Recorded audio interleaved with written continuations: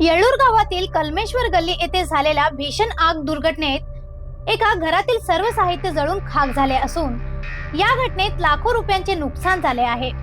प्राप्त माहिती अनुसार कृष्णदेव पा कुकडोळकर यांच्या घरात अचानक आग लागली।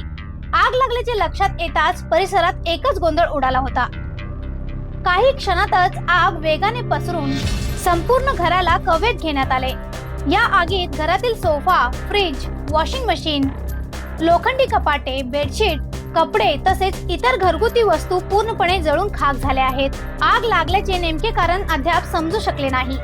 मात्र घरात मोठ्या प्रमाणात उरलेली लाकूड पुरळ साठवून ठेवल्याने आग झपाट्याने पसरल्याचे सांगण्यात येत आहे।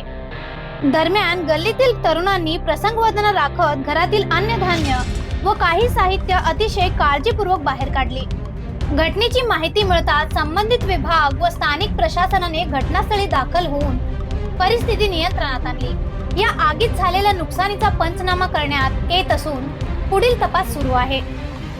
अशा आणखीन अपडेटसाठी फॉलो करा व्हॉइस ऑफ एनुग्रामला।